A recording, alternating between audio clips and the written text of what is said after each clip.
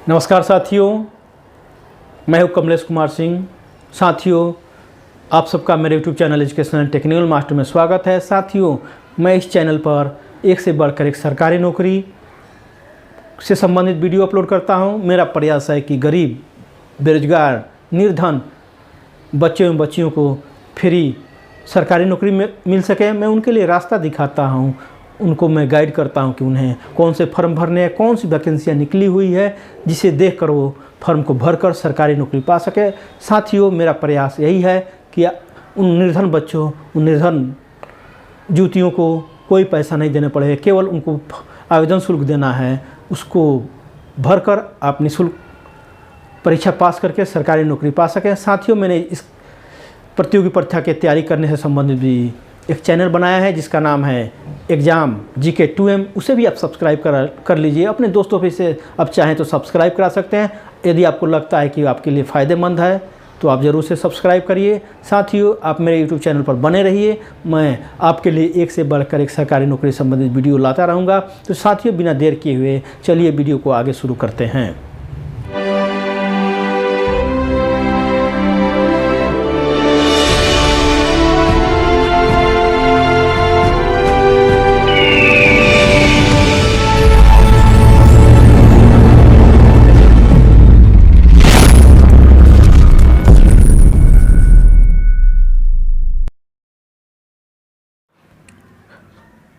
साथियों, चलिए एक महत्वपूर्ण सरकारी नौकरी जो गजटेड पोस्ट है उसके लिए विशेष जानकारी प्राप्त कर लेते हैं, जो वैकेंसी निकली हुई है हरियाणा पब्लिक सर्विस कमीशन के द्वारा। तो चलिए इसके बारे में विस्तार से प्राप्त कर लेते हैं जानकारी और आगे देख लेते हैं कि विस्तार से 24 पेज का यह वैकेंसी है, उसमें क्या बताया गया है। तो आप वीडियो को शुरू से अंत तक जरूर देखिएगा, धैर्य बनाकर वीडियो को अंत तक जरूर देखिएगा, क्योंकि थोड़ी वीडियो लंबी होगी। इसमें आपको सभी जानकारी इस परीक्षा से संबंधित, इस नियुक्ति से संबंधित आपको मिल जाएगी। तो यह वीडियो आपके लिए काफ़ी महत्वपूर्ण होने वाला है। अब आप इस वीडियो को अंत तक जरूर देखिएगा।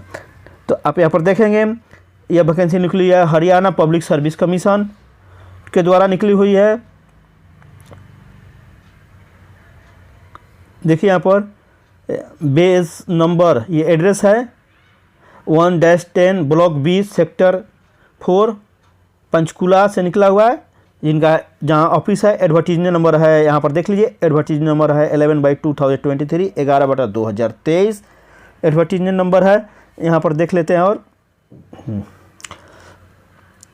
ये for recruitment of the post of लिखा हुआ है SCS executive branch and other allied branch के लिए 2022 का हालांकि है, लेकिन आपकी नियुक्ति 2023 में होगी। एग्ज़ाम 2023 में होने वाला है। यहाँ पर देखिए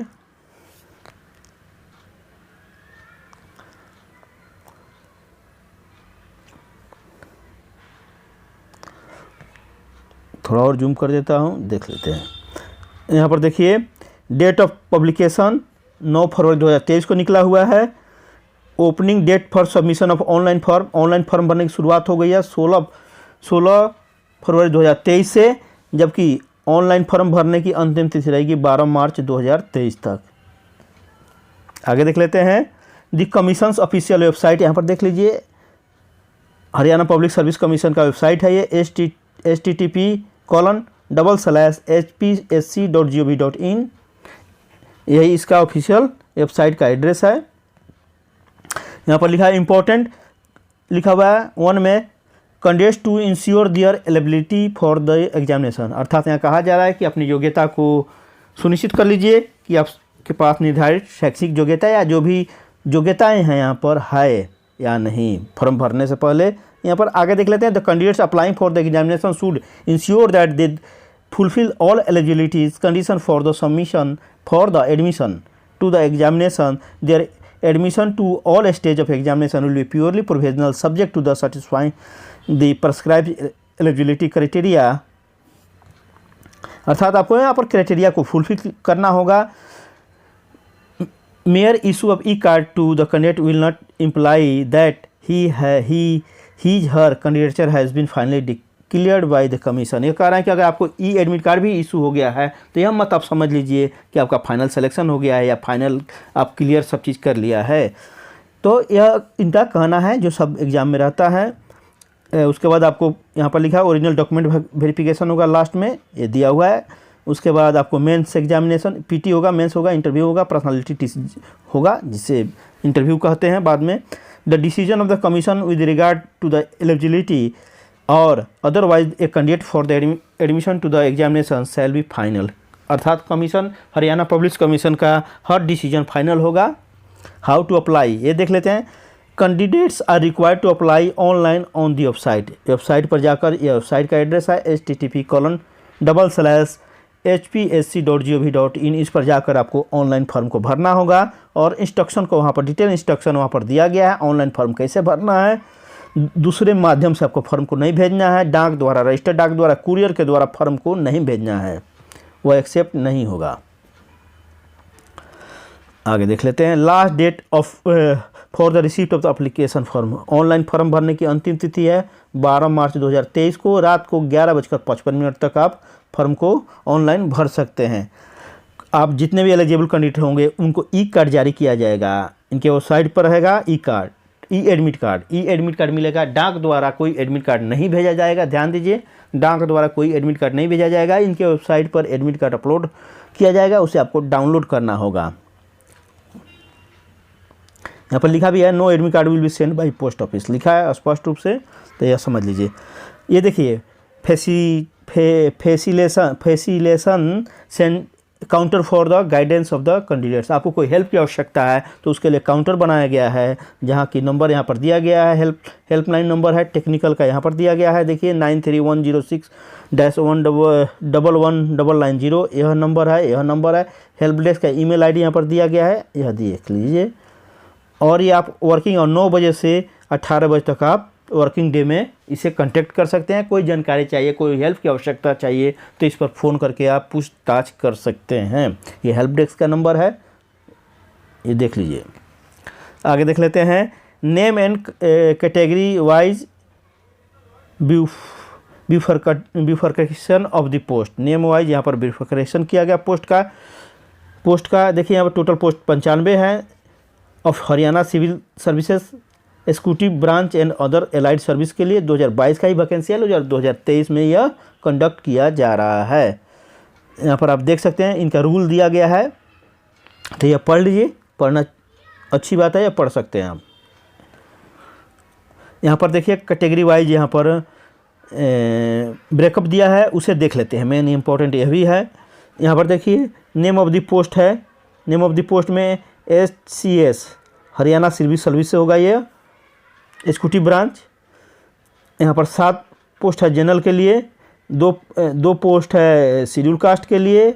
अब हरियाणा राज्य का, ये हरियाणा राज्य के शेड्यूल कास्ट के लिए रहेगा। बैकवर्ड कास्ट के लिए हरियाणा राज्य का कोई भी पोस्ट नहीं है। बैकवर्ड कास्ट में 2 है, A और B। यहाँ पर B के लिए भी नहीं है। EWS आर्थिक रूप से कमजोर वर्ग हरियाणा का 1 पोस्ट है। इस प्रकार 10 पोस्ट है। एक सर्विसमैन भूतपूर्व सैनिकों के लिए 1 है। विकलांग के लिए कोई पद नहीं है, यहाँ पर देख लीजिए। DSP के लिए देख लीजिए। DSP के लिए यहाँ पर देख पाएंगे जनरल के लिए 3 पद है, शेड्यूल कास्ट के लिए 2 पद है, बैकवर्ड कास्ट A के लिए कोई पद नहीं है, बैकवर्ड कास्ट B के लिए कोई पद नहीं है, आर्थिक रूप से कमजोर वर्ग के लिए 1 पद है। टोटल 6 पद है। शेड्यूल कास्ट के लिए यहाँ पर एक सर्विसमैन में 1 पद मिलेगा आपको। विकलांग के लिए कोई पद नहीं है। ETO दिया है। ETO एक पोस्ट है, यहाँ पर 3 जनरल के लिए है। उसके बाद 3 के जनरल के लिए है। उसके बाद शेड्यूल कास्ट आ रहा है। शेड्यूल कास्ट के लिए यहाँ पर 1 है। बैकवर्ड कास्ट के लिए नहीं है। बैकवर्ड कास्ट B के लिए नहीं है। उसके बाद EWS के लिए नहीं है। टोटल 2 पद है।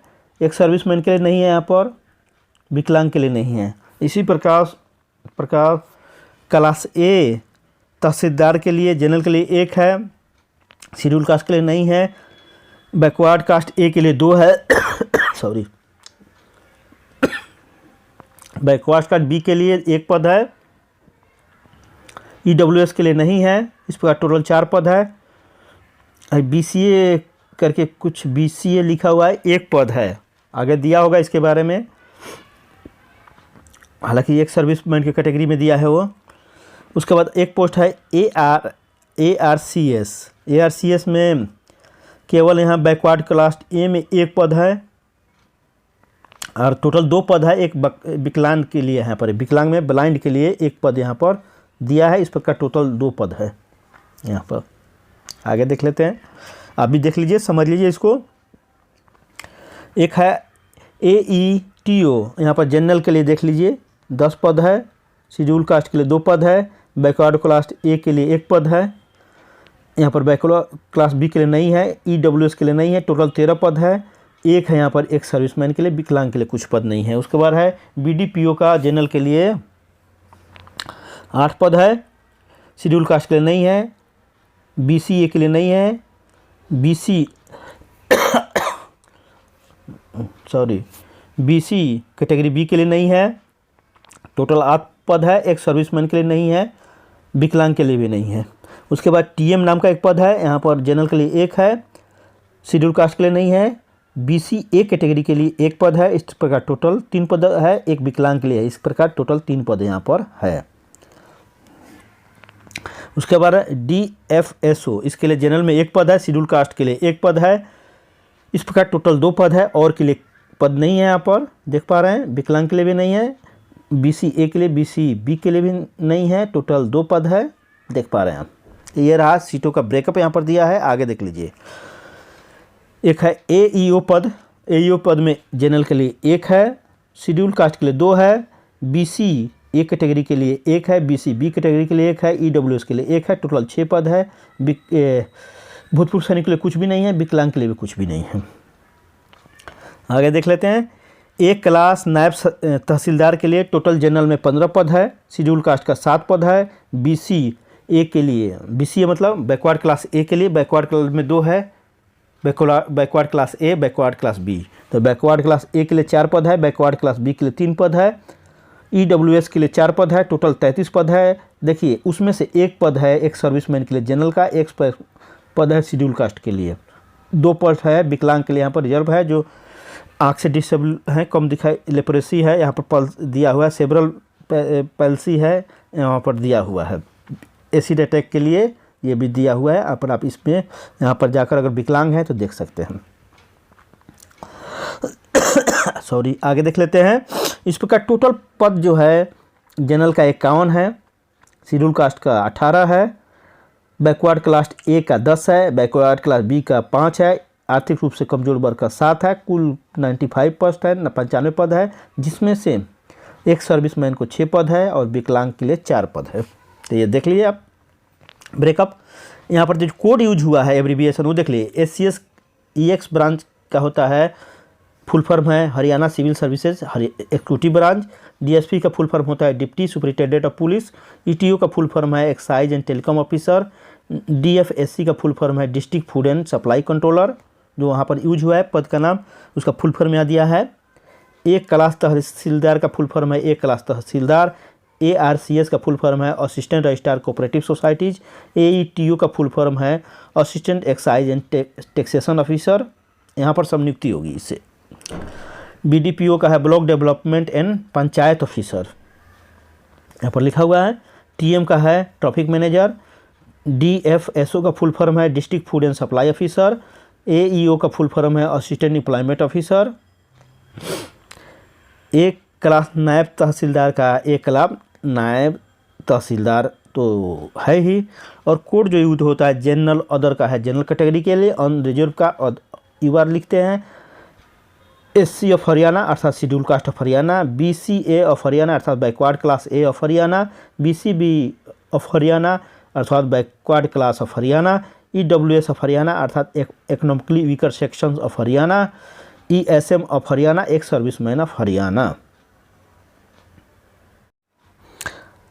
साथियों आगे देख लेते हैं जो एब्रीविएशन यूज हुआ है उसका क्या अर्थ है। ये देखिए जनरल अदर का UR का मतलब है general unreserved. SC of Haryana का अर्थ है schedule caste of Haryana. BCA of Haryana का अर्थ है backward caste A of Haryana. BCB of Haryana का मतलब है backward caste B of Haryana, EWS of Haryana का मतलब है economically weaker section of Haryana, ESM Haryana का मतलब है ex serviceman of Haryana, PWDB of Haryana का मतलब है person with benchmark disabilities of Haryana, अर्थात विकलांग के लिए है ये कोड। इस प्रकार आगे देख लेते हैं। नोट 2 में दिया गया है कि द पोस्ट ऑफ SCS अर्थात एग्जीक्यूटिव ब्रांच अर्थात हरियाणा सिविल सर्विस का जो है पोस्ट है वह एक कैटेगरी का है, एक ग्रुप ए का है, जबकि अलाइड सर्विस यहाँ पर जो आगे के और भी सर्विस हैं जो इसमें वह शेष सर्विस B ग्रुप के हैं। आगे देख लेता हूँ या देख लेते हैं। ये विकलांग के बारे में दिया गया है। अब ये आप समझ सकते हैं, देख सकते हैं। यदि आप विकलांग हैं तो इसको अच्छी तरह पढ़ लीजिए। यहाँ पर देखिए एग्ज़ाम कैसे होगा। टेंटेटिव एग्ज़ाम के बारे में दिया है। प्रीलिमिनरी एग्ज़ाम होगा मई 2023 में, जबकि मेंस एग्ज़ाम होगा जुलाई अगस्त 2023 में, और भाइवा और इंटरव्यू का बाद में अनाउंसमेंट किया जाएगा। सेंटर एग्जामिनेशन रहेगा, सेंटर एग्जामिनेशन हरियाणा में रहेगा। आगे देख लेते हैं प्लान ऑफ एग्जामिनेशन यहाँ पर दिया हुआ है। SCS executive branch and allied services के लिए 3 सक्सेसिव एग्जाम होगा, अर्थात ABC जिसे नाम दिया इन्होंने। आगे देख लेते हैं। ये इसमें आगे ए रहेगा प्रीलिमिनरी टेस्ट जिसे बोलते हैं PT बोलते हैं, स्क्रीनिंग फॉर स्क्रीनिंग वाली लिखा हुआ है। इसमें 2 पेपर होगा, टोटल 200 मार्क्स का होगा। आगे लिखा हुआ है देख लीजिए। ये ऑब्जेक्टिव टाइप होगा, मल्टीपल चॉइस क्वेश्चन रहेगा। पेपर 1 में जनरल स्टडी जाएगा। इसमें सामान्य ज्ञान, ज्योग्राफी, हिंदी रह सकता है, नहीं भी रहेगा हिंदी। आपको हिस्ट्री रहेगा, ज्योग्राफी रहेगा, इंडियन पॉलिटी रहेगा, इंडियन इकोनॉमी रहेगा, करंट अफेयर्स रह सकता है, करंट अफेयर्स रहता ही है, रीजनिंग रहता है, मैथ रहता है। इस प्रकार यह सब्जेक्ट इसमें इंक्लूड रहते हैं। जनरल स्टडीज़ में विज्ञान रहता है, साइंस रहता है, ज्योग्राफी तो सुन ही लिए हैं, ज्योग्राफी रहेगा। उसके बाद साइंस में आपको भौतिकी रहेगा, रसायन रहेगा, बायोलॉजी रहेगा। ये सब पोर्शन इसमें कवर रहते हैं। 100 मार्क्स के एग्जाम ये रहेंगे। उसके बाद दूसरा पेपर रहेगा सिविल सर्विसेज एप्टीट्यूड टेस्ट जिसे CSAT बोलते हैं। यह 100 मार्क्स का रहेगा। ठीक UPSC IAS के पैटर्न पर है। 200 मार्क्स का आपका यहाँ पर PT होने वाला है। आप अधिक से अधिक मार्क्स यहाँ पर लाइए। आगे लिखा हुआ है ताकि आपका मेंस के लिए आप क्वालिफाई कर पाएंगे। यहाँ पर लिखा ऑब्जेक्टिव टाइप होगा, 2 आवर्स ड्यूरेशन का एक पेपर होगा। यह पेपर जो है हिंदी इंग्लिश दोनों में होगा। यहाँ पर निगेटिव मार्क है। आपको 4 क्वेश्चन गलत करते हैं तो 1 मार्क्स कट जाएगा, अर्थात 1/4 यहाँ पर निगेटिव मार्किंग है। आगे देख लेते हैं। द पेपर 2 पेपर 2 के बारे में बोला जा रहा है। जो सिविल एप्टीट्यूड टेस्ट है वहाँ पर क्वालिफाई मार्क्स जो है 33% है। उसमें 33% कम से कम लाना पड़ेगा। The result of preliminary shall be based on the marks obtain bye paper 1 only. अगर आप पेपर 2 में से 33% ला देते हैं तो जो पेपर 1 का मार्क्स आएगा उसी पर मेरिट लिस्ट बनेगा। यहाँ पर ध्यान दीजिए।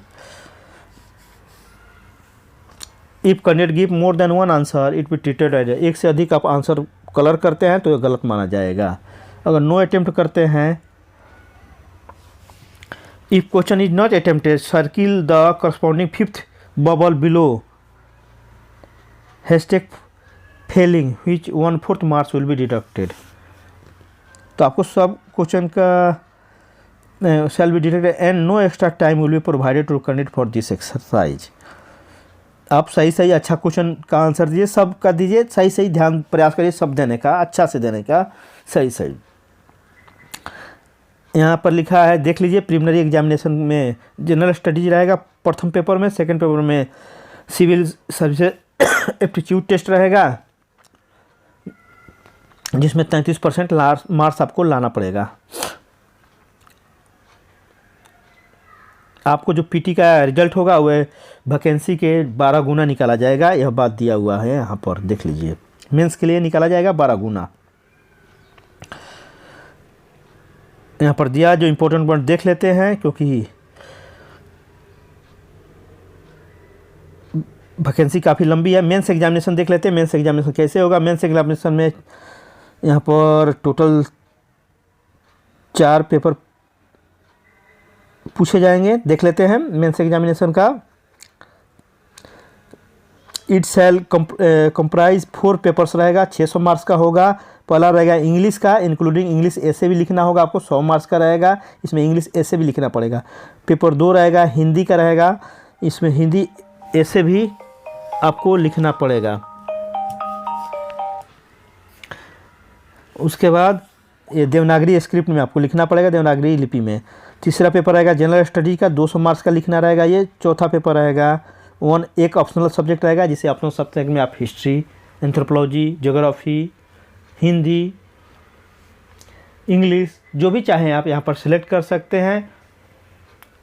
इंजीनियरिंग का भी पेपर आता है, मैथ का रहता है, फिजिक्स का रहेगा सब्जेक्ट, रसायन विज्ञान रहेगा, बायोलॉजी रहेगा, आर्ट्स के पेपर रहेंगे, साइंस या कॉमर्स के, इकोनॉमिक्स के, इंजीनियरिंग के, मेडिकल के भी पेपर यहाँ पर ये ऑप्शनल में एक सब्जेक्ट रहेगा। तो आप जो भी सिलेक्ट करें, जिस पर आपकी अच्छी पकड़ है उसको आप सिलेक्ट कर सकते हैं। इस पर टोटल 600 का एग्ज़ाम होगा। ये लिस्ट ऑफ सब्जेक्ट जो मेंस का देखिए यहाँ पर दिया हुआ है, इतने सब्जेक्ट्स रहेंगे। जो ऑप्शनल रहेगा उसके लिए एग्रीकल्चर, इसका सब्जेक्ट कोड जाएगा 01।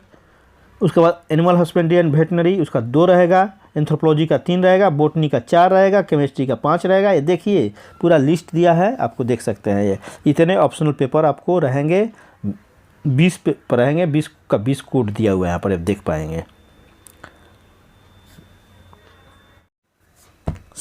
साथियों चलिए आगे भी देख लेते हैं। यहाँ पर और भी सब्जेक्ट हैं, जैसे 21 में फिलोसफी है, जो ऑप्शनल सब्जेक्ट में रहेगा। फिलोसफी है, political science and international relation, ये सब कोड दिया हुआ है, ये भी आप देख लीजिए। सोशियोलॉजी है, संस्कृत लिटरेचर है, जूलॉजी है। टोटल 29 ऑप्शन रहेंगे, इसमें से कोई भी आप एक सब्जेक्ट चुन सकते हैं। चाहे आपने ग्रेजुएशन में स्टडी किया है, पढ़ा है या नहीं पढ़ा है, नहीं भी पढ़ा है तो जो आप इच्छा है यहाँ से चुन सकते हैं। कोई ज़रूरत नहीं है कि आपने ग्रेजुएशन में पढ़ा है वही सब्जेक्ट लेना है, कोई भी आप ले सकते हैं। यहाँ पर लिखा भी है, कोई भी सब्जेक्ट आप ले सकते हैं। List of compulsory subject with their code, यहाँ पर देखिए इंग्लिश लैंग्वेज का 30 कोड संख्या है, हिंदी का 31 है और जनरल स्टडीज का 32 कोड रहेगा। ये main examination will shall be comprise 4 papers, conventional type, ऐसे types, 3 hours duration, 3 hour duration का रहेगा। यहाँ पर डिटेल्स दिया हुआ है, आप इसे देख सकते हैं। वाइवा बोर्ड्स कितने का होगा ये भी लिखा हुआ है। यहाँ पर आपको 45% मार्क्स लाना जरूरी है इंटरव्यू में, यह लिखा हुआ है।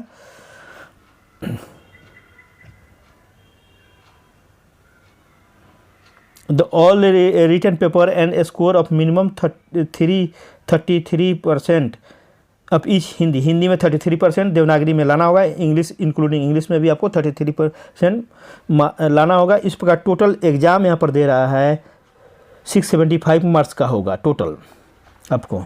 इसी पर मेरिट लिस्ट तैयार की जाएगी। यहाँ पर आप देख सकते हैं इसके बारे में, कोई कैलकुलेटर नहीं यूज करना होगा आपको। यहाँ पर सिलेबस दिया हुआ है। ये वाइवा का 75 मार्क्स का दिया हुआ है। 75 मार्क्स का जो वाइवा होगा, इंटरव्यू होगा आपको 3 टाइप्स जो है ज़्यादा कैंडिडेट बुलाए जाएंगे, यह लिखा हुआ है यहाँ पर, आप देख सकते हैं। जो इम्पोर्टेंट है उसे देख लेते हैं। Exercising for preference of the service post of by the candidate के द्वारा आपको यहाँ पर ऑर्डर भी भरना पड़ेगा, प्रीफरेंस भरना पड़ेगा, कौन कौन से सर्विस में आप जाना चाहते हैं, उसी के अनुसार आपको ये सर्विसेज हैं। देख पा रहे हैं Haryana civil services executive branch, जो पहले भी मिल चुके हैं, डिप्टी सुपरिटेंडेंट ऑफ पुलिस, यहाँ पर सब मिल रहे हैं आपको। जितने भी पोस्ट हैं आप इसको प्रीफरेंस वाइज भर सकते हैं, जैसे जैसे आपको मार्क्स मिला रहेगा मेरिट के अनुसार आपको प्रीफरेंस के अनुसार यहाँ पर दिया जाएगा। ये 12 पोस्ट टोटल हैं, देख पा रहे हैं आप। टोटल 12 पोस्ट यहाँ पर, टोटल 12 पोस्ट हैं। इसका आपको प्रीफरेंस भरना होगा ऑनलाइन फॉर्म में।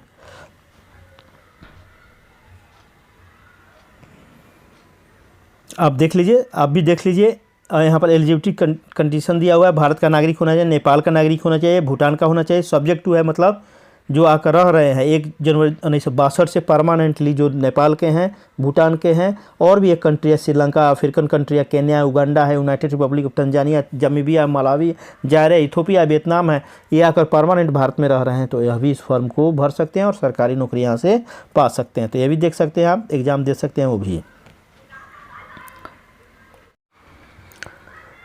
साथियों चलिए आगे देख लेते हैं। आगे एज लिमिट है, एज लिमिट देख लेते हैं। The candidate except post of DSP, DSP को पोस्ट छोड़कर 18 साल से कम नहीं होना चाहिए और 42 साल से अधिक नहीं होना चाहिए। आयु की गणना, एज की गणना 1 जनवरी 2023 को की जाएगी। डीएसपी पोस्ट के लिए देख लेते हैं। डीएसपी पोस्ट के लिए आवेदक की आयु 18 वर्ष से कम नहीं होना चाहिए और 27 वर्ष से ज़्यादा नहीं होना चाहिए 1 जनवरी 2023 को। In the view of instruction of the issue by the state government, the relaxation maximum age में ऐसा छूट मिलेगा वो यहाँ पर दिया गया है। हरियाणा के यदि आप शेड्यूल कास्ट हैं तो 5 साल का छूट मिलेगा, बैकवर्ड कास्ट है तो 5 साल का छूट मिलेगा, डिसेबल्ड है तो उसके लिए छूट की लिमिट दिया हुआ है, विकलांग है तो छूट का लिमिट दिया है। आप देख पाएंगे, ये टेबल को अच्छी तरह देख लीजिए, समझ लीजिए आप किस कैटेगरी में आते हैं, उसके अनुसार आप छूट यहाँ पर उच्चतम आयु में ले सकते हैं। देख लीजिए, वाइफ ऑफ मिलिट्री पर्सनल के भी वाइफ को भी छूट मिलेगा, विडो को छूट मिलेगा, चाहे डाइवोर्सी हो 5 साल का छूट मिलेगा, जुडिशियरी सेपरेटेड है 5 साल का छूट मिलेगा, अनमैरिड है तो 5 साल का छूट मिलेगा, एक सर्विसमैन है तो उसका भी छूट है यहाँ पर, कमीशन्ड ऑफिसर है उसको छूट मिला गया आपको यहाँ पर। देख लीजिए, टेबल देख सकते हैं। एसिड अटैक में है उसको भी यहाँ पर छूट मिलती है। तो इस प्रकार छूट मिलेगा। डिप्टी सुपरिटेंडेंट ऑफ पुलिस के लिए 5 साल का छूट मिलेगा, जो schedule caste, schedule tribe, B class और EWS में है। तो ये आप छूट देख लीजिए, देख सकते हैं कहाँ छूट आपको कितने मिलेगी, ये टेबल देख सकते हैं। टेबल में ये दिया गया है, ये पूरा टेबल में दिया गया है ये डिटेल्स में। और देखिए, अगर हरियाणा पुलिस सर्विस में जो DSP का पोस्ट है उसमें आप आना चाहते हैं तो आपको फिजिकल स्टैंडर्ड भी होना चाहिए। हाइट कितना होना चाहिए यहाँ पर दिया हुआ है, मेल का चेस्ट कितना होना चाहिए, चेस्ट एक्सपेंशन कितना होना के पश्चात कितना होना चाहिए दिया हुआ है। यहाँ पर फीमेल का कितना हाइट होना चाहिए यहाँ पर दिया है। चेस्ट इनको नहीं मेजरमेंट किया जाता है तो फीमेल का हाइट दिया हुआ है, यहाँ पर देख सकते हैं। अगर आप DSP के पोस्ट के लिए प्रेफरेंस दे रहे हैं तो यहाँ पर देखिए इसके बारे में यहाँ पर दिया हुआ है। एक सर्विसमैन का यहाँ पर डिफिनीशन दिया हुआ है, एक सर्विसमैन किसको मानेंगे यह दिया हुआ है, आप देख सकते हैं।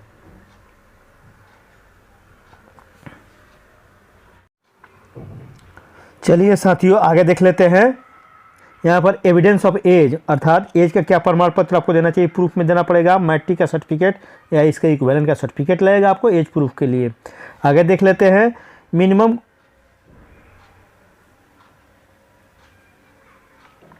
Minimum educational qualification. मिनिमम माने न्यूनतम शैक्षिक योग्यता क्या चाहिए। कैंडिडेट मस्ट प्रोसेस ए बैचलर डिग्री, बैचलर डिग्री होना चाहिए आपको, ग्रेजुएशन होना चाहिए साइंस आर्ट्स कॉमर्स में, और इसके इक्विवेलेंट डिग्री में कोई भी जैसे आपका मेडिकल में MBBS किए हैं तो भी भर सकते हैं, इंजीनियरिंग में BE BTech किए हैं तो भी भर सकते हैं आप। इसके इक्विवेलेंट डिग्री हो गया बैचलर के। कितने तारीख को होना चाहिए, कम से कम 28 फरवरी 2023 तक होना चाहिए यह डिग्री। एप्लीकेशन फ़ी देख लेते हैं। एप्लीकेशन फ़ी देखिए कितना है। For male candidate of general category including Haryana dependent यहाँ पर 1000 है, देख सकते हैं काफ़ी ज़्यादा है। मेल कैंडिडेट ऑफ जनरल और all reserve category of other state के लिए 1000 रुपये यहाँ पर लगेगा। For female candidates of general category including female dependent ESM और female candidate of general and all reserve category of other state के भी अगर फीमेल है तो 250 रुपया यहाँ पर रिजर्व कैटेगरी में है। तो फॉर आप भी अच्छी तरह से देख लीजिए यह। For male and female candidate schedule caste backward A backward B ESM economically weaker section को आपको 250 रुपये देना होगा, जो केवल हरियाणा के हों उन्हीं को है यह। और जो विकलांग है हरियाणा के उनको कोई भी आवेदन शुल्क नहीं देना है, आप देख सकते हैं। ये देख सकते हैं हाउ टू अप्लाई, कैसे अप्लाई करना है। इसके वेबसाइट पर जाकर वेबसाइट दिया है http://spsc.hpsc.gov.in पर जाकर डिटेल्स में आपको फॉर्म भरना है। आप वहाँ से ऑनलाइन फॉर्म भर लीजिए। फॉर्म का प्रिंट आउट निकाल कर जरूर रखिएगा। यहाँ पर आपको फादर नेम, आपका नाम, category, date of birth, qualification, Aadhaar card यहाँ पर दिया हुआ है, सब डिटेल्स दिया हुआ है। इसको देखकर आप वहाँ पर सभी सूचनाओं को भरिएगा।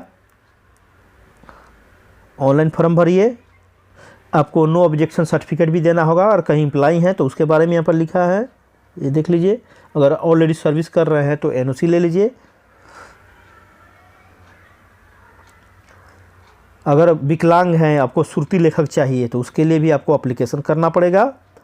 तो ये सब डिटेल्स दिया हुआ है जो अभी आवश्यकता नहीं है। अगर देखना चाहते हैं तो देख सकते हैं, समझ सकते हैं, पढ़ सकते हैं। अच्छी बात है, पढ़ लीजिएगा तो यहाँ पर देख सकते हैं। जो अभी इम्पोर्टेंट है उसको देख लेते हैं ज़रा। करस्पॉन्डेंस विद द कमीशन से आपको, जैसे हरियाणा पब्लिक सर्विस कमीशन से कोई आपको पत्राचार करना है तो यहाँ पर हेल्पलाइन भी दिया गया है, हेल्प नंबर भी दिया गया।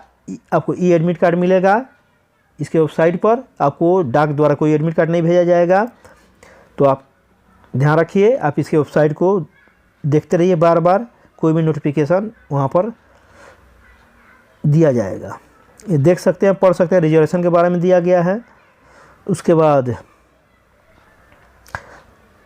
यहाँ पर और भी दिया गया है, डिटेल्स दिया गया आरक्षण के बारे में, किसको क्या बेनिफिट मिलेगा। देख सकते हैं, पढ़ सकते हैं, समझ सकते हैं। अभी आवश्यकता नहीं है, अगर ज़रूरत आपको पढ़े तो यहाँ पर देख सकते हैं। मैं यह कहना चाहूँगा। आगे देख लेते हैं जो इम्पोर्टेंट जनरल इंस्ट्रक्शन आप पढ़ लीजिए, बढ़िया से अच्छा से पढ़ लीजिए। आपको यहाँ पर लिखा है कैंडिडेट एडवाइस किया जाता है आपको own interest not bring to any banned item, जैसे आपको नहीं लाना है, वैल्यूएबल चीज़ नहीं ले जाना है एग्ज़ाम के दिन, यह बोला जा रहा है। तो आप मत लेकर जाइए। लेकिन एक मेरे हिसाब से इसमें एक मांगा जाता है ओरिजिनल पहचान पत्र मांगा जाता है, जिसमें फ़ोटो आईडी हो। जैसे आधार कार्ड लेकर जाइए, पैन कार्ड लेकर जाइए, ड्राइविंग लाइसेंस ज़रूर लेकर जाइएगा। एग्ज़ाम में ओरिजिनल ले जाना ज़रूरी रहता है। विड्रावल ऑफ लिखा हुआ है एप्लीकेशन, नो रिक्वेस्ट ऑफ। आप एक बार फॉर्म भर दिए तो आपको फॉर्म लौटाने नहीं दिया जाएगा, यह दिया हुआ है। यहाँ पर देखिए deputy secretary Haryana public service commission का साइन है। 9 फरवरी 2023 को वैकेंसी निकली हुई है, यह भी यहाँ पर दर्शाया गया है, लिखा गया है। तो इस प्रकार यह रही वैकेंसी विस्तार से। आप, मुझे आशा है कि आप इसको समझ गए होंगे।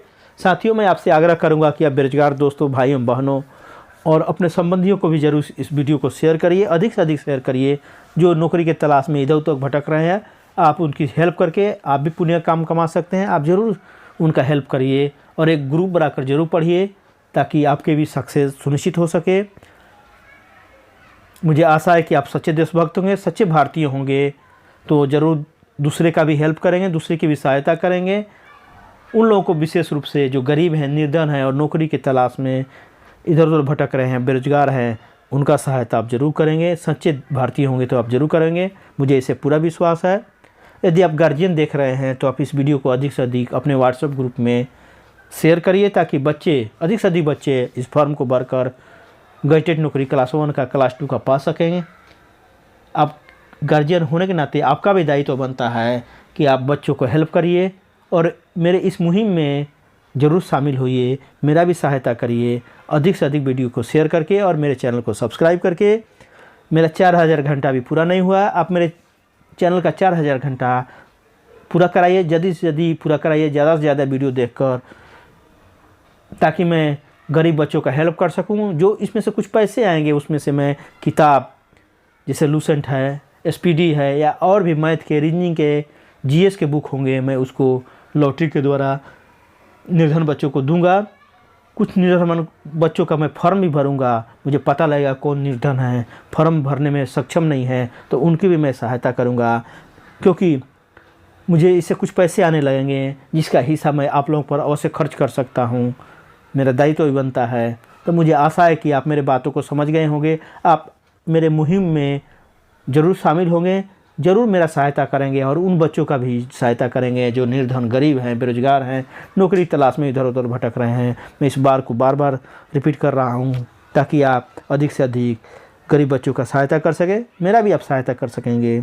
इसी विश्वास के साथ मैं इस वीडियो को समाप्त करना चाहूँगा, लेकिन इसके पहले आप सबको तहे दिल से धन्यवाद देना चाहूँगा कि आपने इतने लंबे वीडियो को शुरू से अंत तक देखा और मेरे वीडियो को अधिक से अधिक शेयर किया, अधिक से अधिक देखा और अधिक से अधिक बच्चों में को सब्सक्राइब करने के लिए कहा आपने। इसके लिए मैं आप सबका तारीफ़ करता हूँ, आप सबको फिर से एक बार धन्यवाद देता हूँ। साथियों, फिर मिलते हैं इसी तरह के एक सरकारी नौकरी के साथ, तब तक के लिए जय हिंद, जय भारत।